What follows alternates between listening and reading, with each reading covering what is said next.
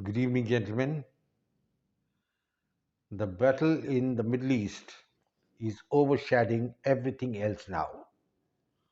Israel has decided they are going to occupy half of Gaza, and basically, idea is to defang, take out the deadly teeth of Hamas. How far they're successful, we'll have to wait and see. I'll tell you about the campaign in my next video, but at present, I'm going to talk about Ukraine.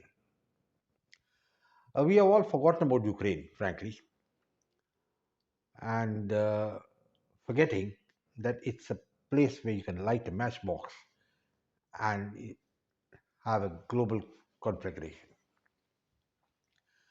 The first thing is we must realize is that the Russian army has been fighting in Ukraine for close to a year and 8 to 9 months, and the net result has been, in my view, not commensurate with the effort which they have put in. Gentlemen, they had during phase one launched what is called a limited military operation. They didn't expect resistance from Ukraine. They thought the Ukrainian government will collapse like a pack of cards and they'll just walk into Kiev and Kharkiv like you walk into a drawing room. It didn't happen that way. And the Ukrainians steeled up their resistance, and actually the Russians had to retreat in phase one from both Kharkiv and Kiev.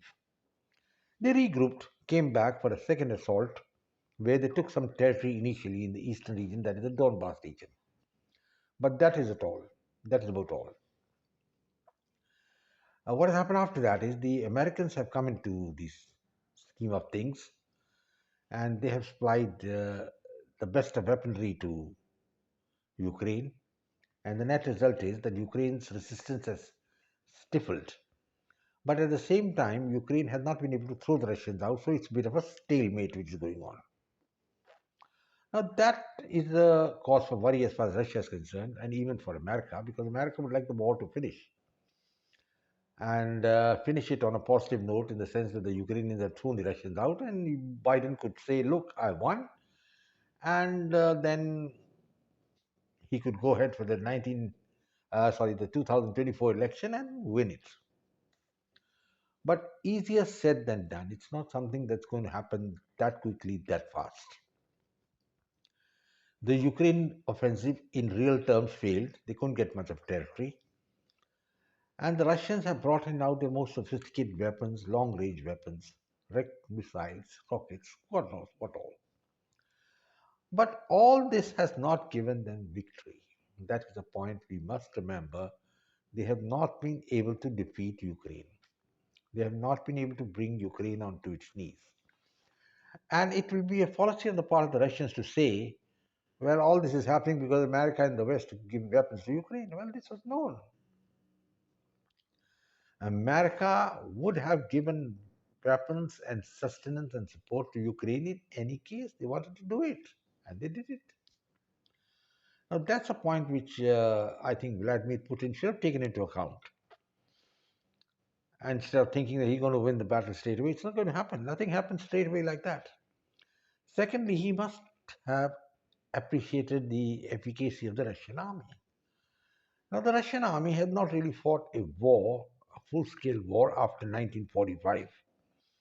They had some fights like putting on the Hungarian uprising or the Czech uprising when the old USSR was there, and they had a clash with China also way back in 69 or something. But other than they had not fought a major war. And the Russian economy had prospered to a degree from what it was during the time of Stalin, and the Russian people were getting some goodies in life. So when you start getting goodies in life, you're not interested in fighting and going and becoming a soldier. And this is where Vladimir Putin committed the mistake. He thought the Russian army is going to be the same old army which went and fought the Wehrmacht in 1944, 45, in the famous battles, at Stalingrad and Leningrad. It's all over. It's history. The Russian army at the moment doesn't have that sort of motivation, that sort of zest to go and fight. That's what is my impression of the whole situation is. because they forgot the cardinal principle of warfare as laid down by Field Marshal Montgomery that requires the infantry soldier to hold the ground. And the Russian infantry were unable to hold the ground on its own against the Ukrainian infantry. Not that the Ukrainians were better, it was, I mean, they're brothers, same type. But the fact remains that the Russians could not force the equation in Ukraine, and the battle is lingering long. And I think the West is getting tired of fighting in Ukraine, and so are the Russians. But the Russians are a little more tenacious, they don't want to give up. And Ukraine also, under Zelensky, doesn't want to hand over any territory to Russia. So the net result is that it's a seesaw battle going on. Russians have brought in a lot of sophisticated weapons, but as Field Marshal Montgomery said, it requires the infantry soldier to hold the ground, and that is where the Russian army has suffered. The infantry soldier, the main component of any army, and including the Russian army, has not been able to enforce and take over the ground as far as the Ukrainian army is concerned. So the result is a stalemate and continuation of a war. And the last war which the Russians fought, I think, was in Afghanistan, and they lost it badly. Well, in this case, things are a little better because they're not fighting the mountains and the motivated Islamic militia. Here they are fighting a similar type of people, the Slav race. But at the same time, I don't think the Russians really appreciated or carried out a proper military appreciation of the capabilities of Ukraine. That is the point. And we must take a lesson from this that no campaign should be launched until and unless you have made complete preparations, carried out the various courses of action, then chosen the best course of action as we do while making an appreciation of a military strategy. Gentlemen, the Russians didn't do that, and just bringing in long range rockets like the Saturn or whatever it may be, and multiple warheads, this thing, that thing, it doesn't give you victory. You may have bombed any amount of cities in Ukraine, their power structures, bridges, JVO, but somebody is to go and take over that land. And Russian infantry has proved itself to be incapable of doing that. So, gentlemen, what's going to happen next? It's a very dangerous situation in my view because the West is determined that Russia will not win. And I remember President Macron making a statement that Russia should not be allowed to win in Ukraine. Fair enough, that's the Western viewpoint. But I'm really surprised that Vladimir Putin, with all his experience, did not anticipate that the West is going to come on the side of Ukraine. Otherwise, if he had appreciated that, he would have probably launched his full force from day one and smashed Ukraine. They didn't do that. They took it as a limited military operation, and net result is practically, if you ask me, zero. You may have got a little territory here and there, but that doesn't give you victory. Ukraine doesn't want to give up. The only hope for the Russians now is that the West and the Americans have another conflagration coming up that's in the Middle East, and they would be really worried because that is much more dangerous. That could lead to a clash of civilizations, a clash of religion. That is why the Americans, I mean, they've toned down much of their rhetoric against Hamas and others. And they have advised Israel not to occupy Gaza because none of the Arab countries, and there are 57 of them, the Muslim countries, are in favor of Israel. There are a few who have recognized them, but they also are hedging their bets, don't want to forsake their brethren, that is the Hamas, despite all the atrocities they've done. So then, net result of all this, gentlemen, is that another tinderbox has been lit, and the Americans now are wondering what to do because they can't fight in two places. You can't keep fighting in Ukraine and can't keep fighting in supporting the fight in the Middle East with Israel. So they are toning down the conflict in the Middle East, trying to reign in Israel. But Israel will be doing a great mistake if they go in with the Americans and do not invade Gaza. It's going to be to their detriment because this is the one time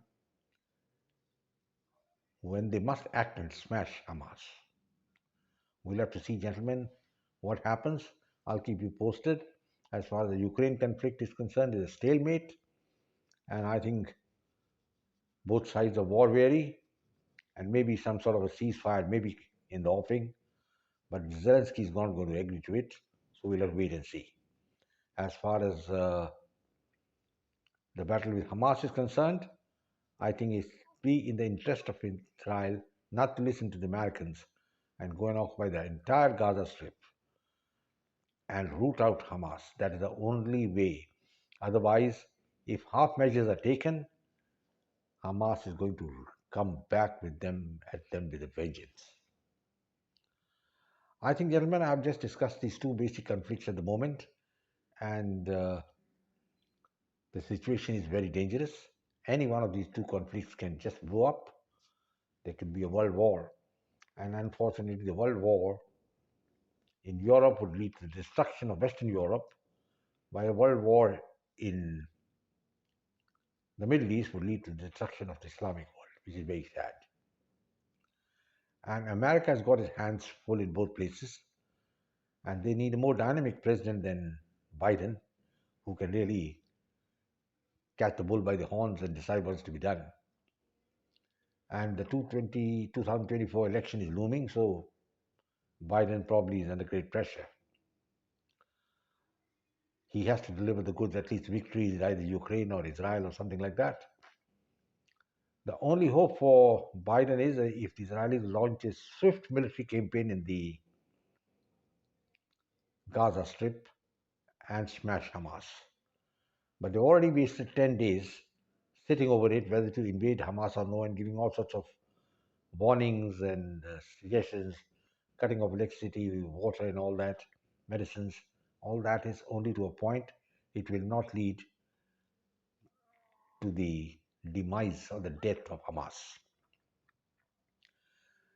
Similarly, in Europe, that is in Ukraine, the battle lines are on.